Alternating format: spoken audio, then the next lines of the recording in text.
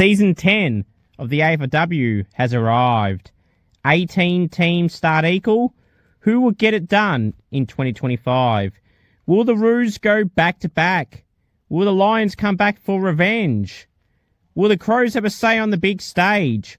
Or will a few teams have their moment to shine? Like the Saints, who haven't yet made finals before, but the recruitments of Baskaran, Clark and Barr will have something to say. Oh, and of course, the return of the team's best player and star midfielder in Georgia Patrikios. Remember the name, Georgia Patrikios. Will the Pies rise up after drafting the biggest name from the draft in the number one draft pick, the young superstar in Ash Centra? Melbourne, is it finally their year to go back to the top where they feel they belong? McNamara flying, Kate Hoare flying, Molly O'Hare arriving. Will the D's go flying in 2025? Or will the Dockers and their returning duo of Kiara Bowers and Ange Stannett have something to say? Is it Tiger time, led by the best player in the competition in Mon Conti and the player with the booming left foot kick in Ali McKenzie, Ali Dalloway, skipper Katie Brennan? Is it finally Tiger time? Finally. Don't write off the Eagles. Got the best key defender in the game in Charlie Thomas and the most versatile player in the game and a young superstar in Ella Roberts. With booming young draftees like Lucia Painter, will the Eagles be painting their names as the Premier in 2025? Strap yourselves in. This season is going to be something special. I'm excited. Are you? Let's go!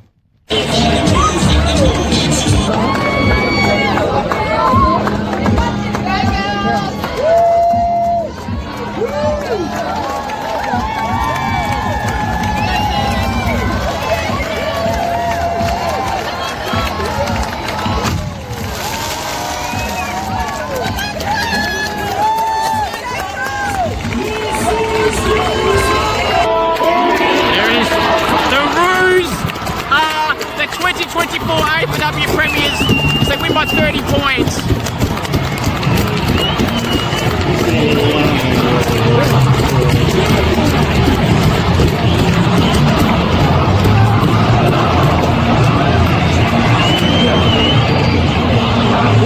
Last year, they had the heartbreak. This year, they get the retribution. The Roos have done it by 30 points. Last year, heartbreak, as I said, turned to retribution. Hello, everyone, and welcome to the Scoops AFLW show. I'm your host, Scoops, the sole admin of Scoops. And the Saints go marching into 6 victories in a row. The Roos continue their undefeated streak, and they have still not lost yet since the 2023 AFLW Grand Final against the Brisbane Lions. Will North Melbourne continue to break history? If they are to beat the Saints this week and beat Hawthorn next week, they will have the longest winning streak in AFLW, VFL, AFL history. Apparently that record is 20-something. If North Melbourne win their next 2 home and away games, they break history yet again, and beating any men's team with the longest winning streak. And that would be simply amazing to see. And I hope it does happen, because apparently Geelong have that record, so hopefully North Melbourne can beat that. And in saying that, they're playing my Saints this week, who are going for 7 victories in a row. Injury depleted, the Saints. 4 more on the weekend, 2 unlikely to play this week. Of the 4, we've had a top-up player be named as an emergency. That means we're potentially going to have a whole list of emergencies this week that are top-up players. Potentially. At least one will probably be on there this week at least again. So, injuries keep happening, but the Saints keep winning. I've got a lot to talk about. Scoops Bang, Team of the Week, my AFLW fantasy score, my ranking, I was going to say draft ranking, my ranking for where I'm going. I'm, happy to say what my score is this week and ranking. Review the round has gone upcoming, going through the ladder and everything in between all that. Now, if you remember in my intro, I say, remember the name Georgia Patrikios. Well, here is why you shall remember the name, and why I've always said it, remember the name Georgia Patricios, who missed all of last year with a foot injury. And this is what the Saints missed in 2024. And this is what they're getting in 2025. She's a key part into why the Saints are 6-0 in the last 6 matches. Warlaw. Yes, Ab! Hold the ball! Ball! Get it, Jesse! Yes! Go, Basky. Oh, Holding! go Amber. Go Georgia. Georgia! Oh. Georgia! Georgia! Yes, Georgia. The gun, the star. What a goal! One, yeah, Georgia. Patricios. Bang. Now that's how you do it. Well done, Georgia. That's how you do it indeed. And yeah, a check side from the boundary, about 35 out. Georgia just flushed it and went bang. Someone's been watching the Scoops Goal King challenges. They're just great to see from Georgia, who had another good game, kicking a goal and 22 disposals, which was that goal, obviously. 22 disposals and like 7 score involvement. She had a really good game, did Georgia. Patricios. Now, obviously some general news. Obviously there's a lot more injuries that are happening this round. It's just shit to see. Wish everyone that got injured all the best, especially the Saints crew, because we've got a tough ass this week against the Roos. We may manage some plays this week, Croc's saying, in the last 2 rounds, and manage minutes at worst. So hopefully the Roos take it easy on us this week and let us win, so we're locked in for finals if we are to beat North. If not, we may have to beat the Bulldogs, depending on the results, to be locked into finals. We could lose both games and still make finals, so but that would be result dependent. Come on, the Eagles this week against the Swans, please and thank you, which that may happen anyway. So if the Eagles win, the Saints are in finals, no matter if they win or lose this week or next. Come on, the Eagles. Do it for the Saints. We appreciate it. We let you come from behind to win. Now you let us make finals. Thank you. Cheers, Eagles. But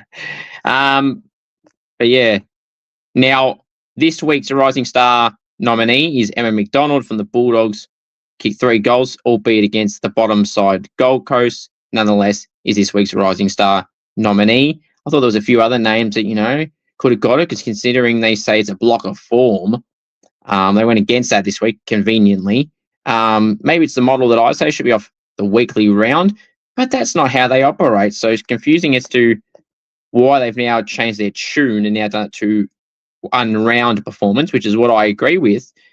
But they have not done that recently. So very bizarre that they're going against their own word in terms of who they give the award to of a block of form, because this selection is obviously based off this round. So, but nonetheless, Emma McDonald has got this week's Rising Star. Now, it is now time for that world famous. It's world famous for a reason. It's Scoops Goes Bang Boom. Wow, wow, wow. Security at stadiums need to know their role and do their job correctly. You are paid to do your job. Your job isn't to affect everyone around you in the stadium from engaging with players. Your role is pretty simple. When the game's on, you make sure no one goes on the ground and everything like that. And certain areas where it's for players and staff, etc. only. That's your job. Know your role. Your role isn't to stop people from interacting with people or blocking people or telling people what to do. Do your job, and you worry about your own job and learn how to do your own job properly and not affect other people's fan engagement. A whole range of people that had to go out on the weekend at Vic Park. Learn your role. Learn your role. Know your job. Do your job. Your job isn't to be a pain in the ass. Your job is to do your job. And that ain't your job. Your job isn't to annoy us. Your job is to do your job. Now, that's just one thing I wanted to say, because your job isn't to ruin other people's experience of the footy. That ain't your job. Do better. Now, Ikon Park. It happened again on the weekend. That away team entrance blocked off, can't go there at all, pre, during, or post game. Complete shit. Well, I now have some goss for you. Now, this person I found this from, I overheard someone else speaking about it, and they said that it was apparently a safety reason. Now, I'm going to presume they're referring to the dodgy seats in that area, but those seats were dodgy in the first 4 weeks. What's changed now? When we were allowed on the ground after the game, I had a look, and they look the exact same as they were 4 weeks ago. It's been the same for 2 years. Why is it now a concern? Did someone fall off and you get in trouble for it? Is that what happened? And conveniently, the AFL competition, the league themselves, the CEO and all that, can't tell us why. We want an official explanation. I don't want to hear from other people that think that's what it is or are confident that's what it is. I want to hear it from the AFL themselves. But they're crickets at the moment. We're hearing nothing. Absolutely nothing. Pathetic.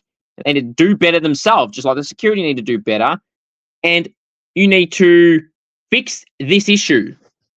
Now, from the same people, I've heard that, yeah, get a load of this. When the finals come around, you're not allowed to sit there. Yep. And apparently the grand final, you're most likely not going to be able to sit there. Apparently Carlton have to chip in to fix that area, and that'll take a while. Chip in, Carlton. Actually do something good for once. You got a great stadium and stop screwing it up. Now, the competition themselves are to blame and the Ikon Park staff. But,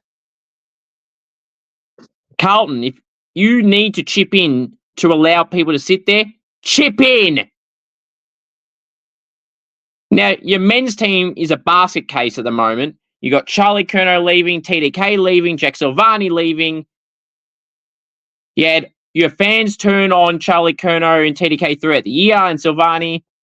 You've had fans turn on Michael Voss throughout the year, which was pathetic from the fans that did that. You've got, and I'm not talking about turning, with the threats that Vossi copped was pathetic. Absolutely pathetic and embarrassing. And if you were a Carlton supporter, you should be embarrassed to have seen that shit happen from your own fan base. More like losers that are doing that stuff to Vossi. Then that aside about Vossi, the coaching job, should he have kept it? No, he shouldn't have. It's a mess at Carlton right now, and this is another added layer to the mess at Carlton. You've got a great stadium. It is the best AFLW ground there is. Don't make it the worst. Because security and everything like that there, the excuses, the comments not being told to people or why officially, is making that ground not that good than it used to be 3 years ago. It is the home of AFLW footy. At the moment, it may not even host this year's grand final. Because there's no way you can tell me you're going to shut off half the ground and then host a grand final when it's sold out in the previous 2 years at that same stadium at full capacity the whole way around. Then there's the chat, do you bring it to GMHBA? Whitten Oval, no, too small. And half that ground is crap because the Bulldogs entrance where they come out from, the goal square and the fans is about 50 to 70 metres apart. That's not an AFLW grand final venue. And the rest of the grounds either don't have lights or just simply aren't good enough either. Windy Hill is terrible for footy. Arden Street is too small and it's a bit cramped up. Moorabbin is too small and not enough seating. So it has to be a GMHBA. Pains me to say this, a Shavers Stadium. Shavers Stadium needs to be the ground of this year's 2025 AFLW Grand Final. Geelong aren't playing finals, so we can not worry about that. But if they do move it to GMHBA, open up the whole damn ground and the goal squares on both ends. Because if you change it to there and you don't open it that, open it to that, you might as well have left it at Ikon Park. But hopefully this Ikon Park situation can be resolved because it is the home of AFLW footy and it is the best AFLW ground that they use easily. It's better than GMHBA. The setup, well, at least for AFLW games it is, because at a full capacity Ikon Park, it is bloody fantastic. Half the ground closed? No. Half the ground and 3/4 at GMHBA? No. Open up the whole damn ground and you will sell it out. I guarantee you that. Especially if North are in it again, and especially if it's against a Brisbane or another Victorian club. I'm telling you that right now. But if you host the grand final at Ikon Park and that half the ground is closed to the public, yes, it will still sell out clearly, but it just won't feel the same. So please do the right thing and don't screw this up. Hope you all enjoyed that edition of the world famous segment, Scoops Goes Bang. All right. Now let's go through the ladder, shall we? Now I have it here for you all to see. So let me get this on the screen. Okay. So here's the ladder. Now, so mathematically, Gold Coast and realistically, Gold Coast, Collingwood, Richmond, GWS, Essendon season is over. They were over a long time ago, but they're officially dead and buried. Geelong and Port Adelaide and the Western Bulldogs, realistically, your season is over and was always over. Now, however, Freo with the win over the Giants and some results going their way has kept them in the top 8 conversation. They're in 10th place on 20 points, but a bad percentage of 72.3. The Swans are in 9th place, also on 20 points at 105.2%.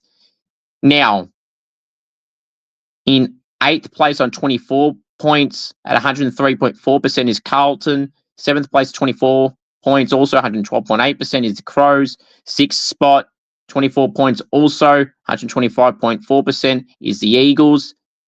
And in 5th place, my Saints on 28 points and 109.1%. Brisbane are in 4th place, also 28 points, 165.7%. Hawthorn and Melbourne, 32 points each. Melbourne in 2nd place at a percentage of 248. Hawthorn at a percentage of 110. And North Melbourne undefeated, 40 points, 317%, 0.7 to be precise. So, realistically, it's down to 10. Brisbane are locked in because of their huge percentage. St Kilda should be making it, but not officially in because of their lower percentage around the Carlton, ahead now, thank Christ, and ahead of Sydney too, thank God for that.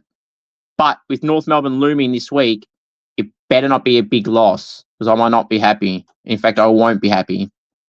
Now, the Saints have the ability to host a grand final. Host a elimination final at Moorabbin for the first week of finals, or the chance to somehow be in the top 4 because Brisbane this week have a match that, let's just say, is must watch Saturday night, Brisbane-Melbourne. If Melbourne can beat Brisbane, and even if the Saints do lose to North, which should be happening, it will go then down to the last round where Saints have the Bulldogs, which they should, but injuries keep happening, should win that. That would then mean Brisbane would have to win their last game of the season. Now, off the top of my head, Brisbane do have Collingwood at Vic Park, which they should win. So, it's expected both teams will lose this week and then win next week. So, if the Saints somehow end North Melbourne's undefeated streak, it would be fair to say, providing Brisbane don't beat Melbourne in Brisbane, that the Saints could finish top 4. But then on the off chance, there is a chance Saints don't even make the 8. But realistically, the Saints will be playing finals in 2025. It's more where on the ladder. It could very well be 5th, or it could be 6th. Probably 6, actually, because West Coast might win both games. Adelaide could also win both games. Carlton won't win both games, especially if West Coast beat them, obviously. So the Saints are in a great position. They should not lose the final spot. But mathematically, they can. So for me personally, I see us beating the Bulldogs, so therefore we're locked in. Brisbane, I see winning their last game against Collingwood, so they're locked in, so Saints would be 5th, most likely. I do, however, see West Coast actually winning both games. So that actually would leapfrog us. So that'll be interesting. Adelaide, I see them winning. I don't know who their last matchup is, but I know it's a game they can win. So I can see them winning 1, maybe 2. Carlton, who got the Giants this week, they should win that. But after that, they got West Coast in Perth. So I see them maybe winning 1. And I could see Sydney. So really, it's going to be a Sydney matchup that's must-watch this week against the Eagles. Sydney have a winnable game, I believe, in the last round as well. So, and Freo, well, they got to win both games and hope a lot of results go their way. Freo have a matchup in the last round, I believe, that is going to be interesting. I think it might be Melbourne, or no, they just beat Melbourne. They got Richmond this week, so they will win that. So, it's going to go to the last round for the Dockers, so they could win 1 or 2 of theirs as well. But realistically, I see the top 8 kind of staying how it is. But in saying that, if Sydney can keep their percentage ahead of Carlton, I could see Sydney making it. So, I mean, if I have to call it now, I'm going to call it Sydney making finals over Carlton. And regardless of Carlton scraping, they're going to go out straight away, and they are pretenders. They've had an easy fixture, like I've been saying the entire way through. But yeah, there we go. Right, now it is time to go through my Scoops round 10. AFLW Team of the Week. From the back line, the pockets, Emma Carney and Georgie Cleaver. Fullback, Emily Pease. Half back line, the flankers, Ella Heads and Shelley Heath. Centre half back, Claudia Gunjaka. Wingers, Orla O'Dwyer and Ella Roberts. Centre woman, Ellie Anderson. Half forward line, the flankers, Kate Hoare and Eloise Jones. Centre half forward, Eden Zanka. Forward pockets, Lucia Painter and Anya Madonna. Full forward, Indy Tahu. Ruck, Mim Strom. Rovers, Jazz Garner and Ash Riddell. Yes, seem to be on a repeat every week. Interchange, Belle Lewis, Gabby Newton, Tani White, Amber Clark, and Matilda Schultz. The emergencies, Gemma Houghton, Neve McLaughlin, Jade Allinger, Ash Woodland, Molly Brooksby, and Aileen Gilroy. Now, reasons for these selections. Let's get this up on the screen for you all to see. So Emma Carney had 22 disposals in the back line and was just a rock down in the back line in their good win over the Crows. A really good win at Arden Street. Emily Peace had 22 disposals in another big game from the Giants defender. Georgie Cleaver had about 16 disposals and just had key impact in intercept possessions. I think she had 9 intercepts or so. That's 3 weeks in a row Georgie Cleaver's featured in my team of the week. Best form of her career easily in her second year. Ella Heads probably had her best game of her Port Adelaide career with 20 disposals playing off half back. Funnily enough, you play her in her major position and she does well. Funny that. Claudia Gunjaka had 20 disposals for Geelong in their embarrassing loss to West Coast. West Coast was so damn good and they're very, very good themselves, but Geelong were pretty pathetic. Claudia was really good though, 20 disposals and about 16 intercept possessions, trying to break history and records here. Shelley Heath had 20 disposals and about 9 intercepts and a goal. Ola O'Dwyer kicked 1 goal, 3 and 22 disposals off the wing. She was one of the best players on the ground in the Brisbane Lions' big win over the Bombers after quarter time. Ali Anderson's been in the Lions, 32 disposals, a lot of contested possessions and score involvements and clearances. Ali Anderson having another big game. Ella Roberts, 25 disposals. She's just so damn good. 6 clearances, like 8 score involvements. Just in and under, in everything. Her burst, her running. She just attacks the footy so well, does Ella. Bursting through packs, everything like that. The best young player in the competition is Ella Roberts. In fact, you could argue she is the best player in the competition. and is going to definitely be All-Australian this year. Kate Hoare in the midfield kicked 1 goal, 25 disposals, like 8 clearances and score vomits. Kate Hoare just does what Kate Hoare does. She's just a star, the captain of the Demons for a reason. She's so damn good. Speaking of the Demons, Eden Zanker kicked 4 goals and about 14 disposals. She was really good in the forward line. Eloise Jones for the Crows. She kicked 3 goals with 14 disposals. She can hold her head up high. Lucia Painter. Talk about a player in their first year lighting up the big stage. It is Lucia Painter. 3 goals, 14 disposals, like 7 score involvements. One of the best recruits from the draft in last year is Lucia Painter already. Indy Tahu, 5 goals, a lot of it late, but all at important times. She was really, really impactful, and the Hawks had no answer for her. Anya Madonna kicked 3 goals, 3 with 16 disposals, sorry.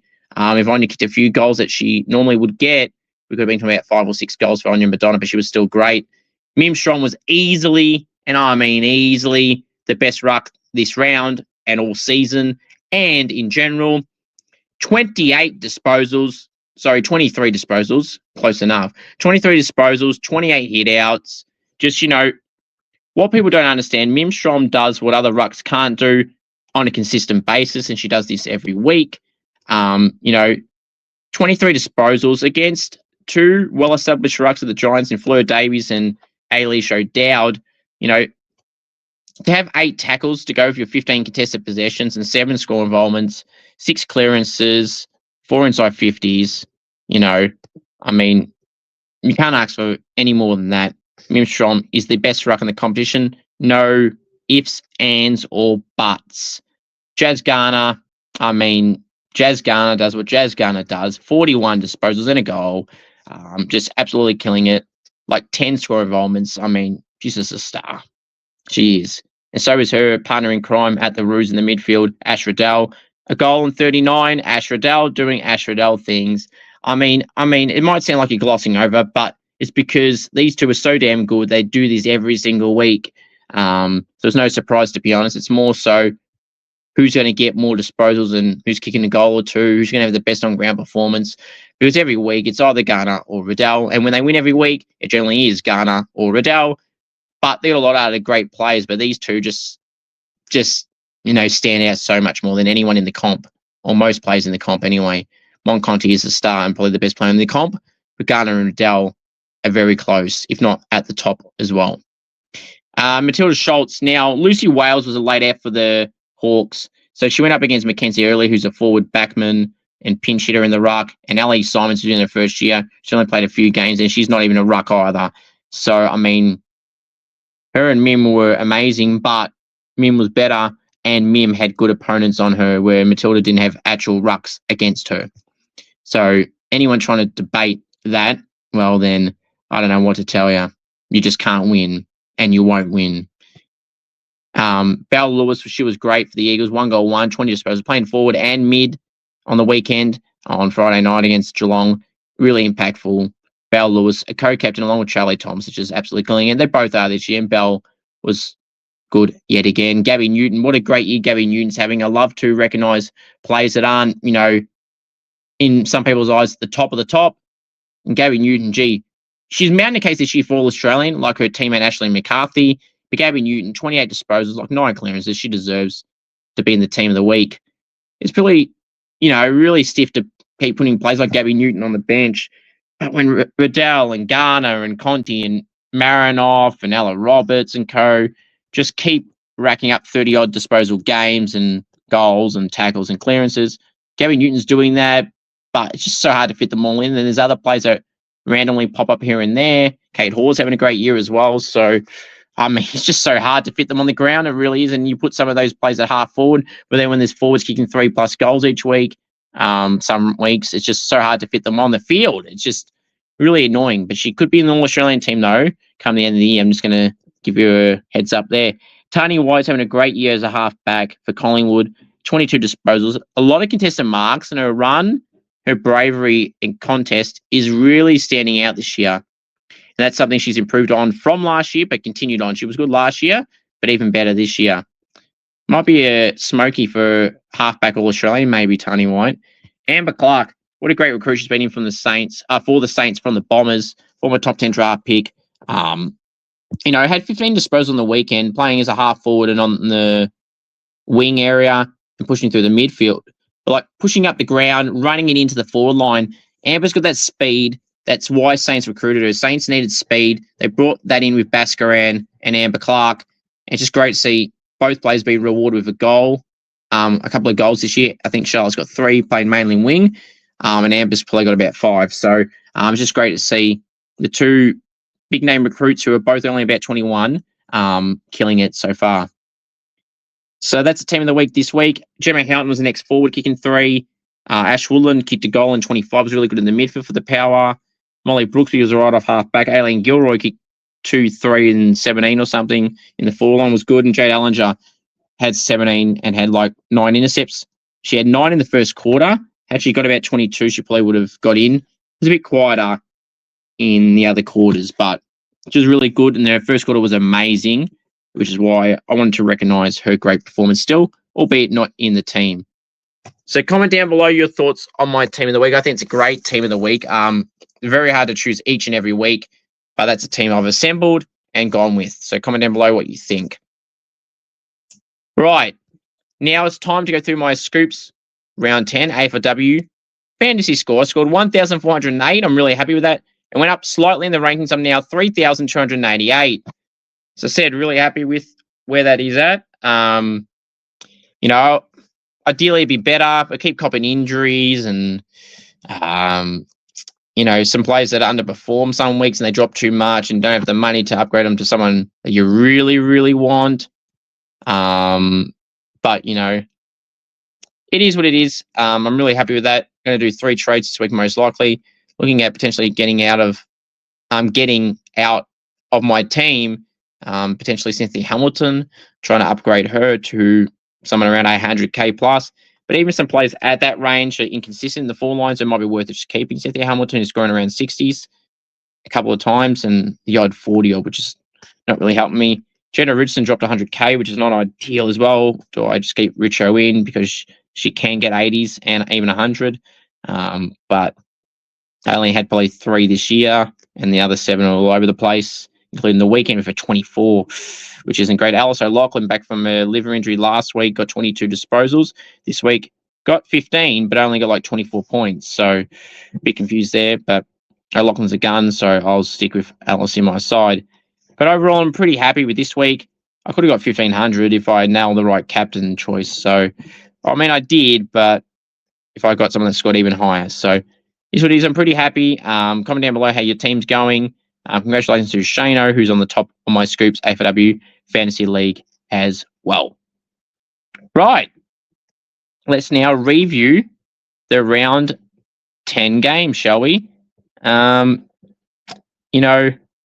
This week saw some results that you shouldn't really be surprised. I got 7 out of 9. When Lucy Wales was laid out for for Hawthorn against Port Adelaide, I had a feeling they might lose, and they did. Because Lucy Wales is so important to their structure as one of the best rucks in the comp this year. 94-59, Port Adelaide both 35 points. This game was the highest combined score in AFLW history. That's a fun fact for you all. So, 153 points combined for this game. Really good game to watch. I enjoyed it. Hawthorn came back to 2 goals late in the third or start of the last, but then Port Adelaide extended the lead and went bang, bang, bang. Gemma Houghton kicked 3. Indy Tahu kicked 5. Molly Brooksby was solid off halfback, so was Ella Heads. Matilda Schultz was good in the ruck, albeit against no rucks, legitimately, not even joking. But overall, they just looked better. Abby Dowrick played a part as well. They just, really looked on song, Port Adelaide, for some reason. Jazz Fleming was really good with a goal in 22 for the Hawks. Aileen Gilroy, 2, 3, and 17 as well. Liza West had 28 disposals, but 22 of those were handballs. But that doesn't matter. She had 17 of those contested. Hawthorn are pretenders, by the way. I've been saying this all along, just like Carlton. West Coast 50, Geelong 19, West Coast by 31 points at Sullivan Logistics Stadium in Perth. The Eagles love a night game in Perth. Lucia Painter loves a game at Sullivan Logistics Stadium. 3 goals in round 1, 3 goals again. Same type of game. They got her the Rising Star nominee in round 1, 3 goals and 14 touches. Was very similar in round 1. I think it was 3 and 16 then. Lou's just having a great debut season. I will be revealing my Rising Star in a few weeks' time. In fact, about a week even. Let's just say that Lou's name will be in the conversation. If not, maybe the winner or winners. We'll have to wait and see. We've got 2 more games to assess all that. But she was great. Ella Roberts was great at 25. I thought Emma Swanson played a part in the midfield, doing a bit of a tagging job on Georgia Pasparkas, who was really, really quiet. Morrison was really good for the Cats. Friswell kicked a goal in her milestone game late. But yeah, Belle Lewis was great. Lucia Painter. Georgie Cleaver was really good. Playing one ruck for West Coast, I think, works a lot better than playing both. So Liz McGrath can stay in for now, and Sarah Lackey will just have to miss out, unfortunately, for now. Melbourne 65 smashed the Swans by 44 points, 65-21. Casey Fields, not shocked. Kate Hall was great. Liza McNamara played a part. Maeve Chaplin was well held last week by Indy West. Did a bit better this week with 12 intercepts, but only 14 disposals. She normally gets about 25. But overall, structurally, they're looking good. Megan Fitzsimon did really well. Eden Zang kicked 4. Bannon kicked 1. Harris was a bit quiet this week. Chloe Malloy did not play for the Swans this week and should be back this week, apparently. Ali Morford wasn't great in the ruck. Loz Pierce played a part there. But Laura Gardner, Montana Ham, who's having another great year, were probably their 2 best players in their team. Giants 40. Fremantle 47. The Giants lost by 7 points to the Dockers when they had about a 10-point lead at 3/4 time, and it was 18 points, I think, at one stage. The Giants choked a 3-goal lead late. The Dockers keep their small finals chance alive. They needed to win. It was led by Mim Strom and Kiara Bowers and Gabby Newton, just having standout performances. Yet again, Mim Strom's the best ruck. Zali Goldsworthy was really good for the Giants, along with Tani Evans and Rebecca Beeson, their captain, who is doing really well this year in general. The Dockers gave them the old heave-ho. North Melbourne 71, Adelaide 31, Kangaroos by 40 points. 1 goal at 3/4 time for the Crows, just simply not good enough. 4 goals late. 3 of those were to Eloise Jones. Kicked 2 in the last quarter and 1 at the start of the game. But the Roos, Riddell, Garner, Emma Carney, just the same names, just dominating each and every week. But the Crows man off was okay. Tia Charlton kicked a goal and had 14. Did pretty good. But Eloise Jones was probably the Crows' best player. Carlton 36, the Saints 49, St Kilda by 13 points. Oh, when the Saints go marching in, hopefully the finals. Oh, when the Saints go marching in, 6 wins in a row. Come on, North Melbourne, we've got your streak and we're coming after it. You! Joking. We're not going to beat North Melbourne's winning streak, I know. Will we break their undefeated streak just like Undertaker's streak was breaking in the WWE all those years ago by Brock? We'll have to wait and see. Georgia Patrikios best on ground for me for the Saints. Amber Clark was really good. Charlotte Baskren was really good, had 7 tackles. Keely Shear was solid for Carlton, along with Sophie McKay for me with the standouts in this game. I don't think there was any major standouts in this game, but everyone just played their part. It's great to see the Saints get the victory. Started okay. Carlton got the first goal eventually after we had a few shots and chances, but the Saints dominated after quarter time. Carlton tried to get a few goals late to give them a little scare, but it wasn't enough, and the Saints were too good overall. I'm really happy. 6 wins in a row. If we can make it 7, I'll be so happy. That means we're locked in finals and we would have broken North's undefeated streak in Tassie. If that happens, oh, how up and about I'm going to be with the Saints. Already am, but even more excited with the Saints. So there you go. So the Sunday games, it started with Essendon 16, Brisbane 54, Brisbane by 38. Did what they had to do, the Lions. Essendon was solid in the first quarter. Then after that, they were no good. Bonnie Toogood tried her heart out. So did Chloe Adams. And Grace Brooker got a nice goal. She had open space, stopped about 10 metres out, then realised she actually can play on. Had a bit of the rugby in her still, I think, Grace. But she got the goals. It was good to see. Her second career goal. But yeah, so Brisbane, Ali Anderson, Charlie Mullins, Lily Postleway, Jade Allinger, just dominating. No Bree Conan, no Courtney Hodder, who was laid out. Claudia Ryder made a debut. No worries. Brisbane Lions did what they had to do. Another victory, secured a final spot, now with their big percentage, and likely a top 4 spot as well. So, well done to them. Collingwood and Richmond at Vic Park. You know, Richmond kicked 3 goals early. Collingwood fought back, had some chances, but lost by 13, 33-46. Richmond by 13. Katie Brennan kicked a couple of goals. Sarah Hosking had 14 intercepts, was really good. Mon Conti was really good with 23 disposals. Tani White was probably Collingwood's best player with 22 disposals off the halfback line, a few contested marks. Britt Benici was pretty solid in her performance as well. So was Lucy Cronin as well, statistically as well. Gold Coast 6, Western Bulldogs 72, 66 points to the Bulldogs. It was pretty embarrassing. The Gold Coast have gone goalless in a few weeks. Not in a row, but 2 in 4 weeks. Pretty pathetic, really. Bulldogs aren't a good side at all. And if you're losing by that much to the Bulldogs, you're just simply not that good. You know, I thought Izzy Pritchard and Riley Wilcox were some of their better players, in particular Izzy Pritchard and Jess Fitzgerald. And Emma McDonald kicked 3 goals, albeit against an inexperienced Gold Coast team in general. I was going to say back line, but just in general, the team as well. But 3 goals nonetheless. So that's review round 10. Let's preview round 11.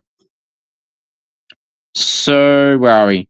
Friday night at Norwood Oval. It's Adelaide and Port Adelaide, 7:35 p.m. Victorian time. Ooh, selfishly, I want the Power to win this, so we're locked in for finals as well. This is another way I think the Saints can lock in finals. Actually, no, it's not. Oh, yes, it can be, depending if we win and all that jazz. But I'll be tipping Adelaide to win this one by 5 points. Saturday at Henson Park, the Swans and the Eagles, 1:05 p.m. Victorian time. I'll be tipping the Eagles to win this one by 10 points, and that would definitely lock in the Saints finals berth. Hopefully, Eagles can smash them a little bit too, just in case on the off chance we do get smashed as well, so we don't ruin the percentage, because then they will bring it back into the equation again. But Eagles by 8 points in general. 3:05 p.m. at Windy Hill, it's Essendon and Hawthorn. I'll be tipping Hawthorn this one by 20 points. Fremantle Richmond at Freo Oval, 5:05 p.m. Victorian time on Saturday. I'll be tipping Freo in this one by 38 points. Saturday night at Brighton Homes Arena in Queensland, it's Brisbane and Melbourne, 7:15 p.m. Victorian time. I'll be tipping Melbourne this one by 7 points. But this will be a close game, could go either way. Sunday, 1:05 p.m. at Ballarat at Mars Stadium. It's the Western Bulldogs hosting Geelong, 1:05 p.m. Victorian time on Sunday. Oh, I don't know. Bulldogs are in a little bit of form, albeit they're beating bottom sides. Geelong aren't a bottom side, but their season's over, so they may not even bother now. But I'll still tip Geelong, but by 2 points. Sunday, 1:05 p.m. at North Hobart Oval in Hobart in Tasmania. 1:05 p.m. Victorian time on Sunday. It's the Roos and the Saints. Unfortunately, I'll be tipping the Roos in this one to win by 18 points. 3:05 p.m. at Ikon Park on Sunday. It's Carlton hosting the Giants, 3:05 p.m. Victorian time. I'll be tipping the Blues in this one to win by 1 point. I think they'll be good enough to win, but the Giants, if they don't choke like they did against Freo, they could be within a shout to win this. Last game, 4:05 p.m. at Bond University in Queensland. 4:05 p.m. Victorian time, it's Gold Coast hosting Collingwood. I'll be tipping Collingwood in this one by 26 points. Thank you all for watching this week's episode of the Scoops AFLW Show. Please go and check out all my matchday vlogs. I would really, really appreciate it. It means a lot if you can watch it all. Like, share, and subscribe. If you know any AFLW players or state league players want to see me on the channel in a Gold King challenge and or interview, please do send me a message and we'll try and get something sorted. All right. Thank you all very much. Hope your team wins this week, unless you go for a team I don't like or don't want to win. But go to the Saints and please win the Eagles. Go Saints. And go check out all my content on the channel. Really appreciate it. Thank you. Go Saints.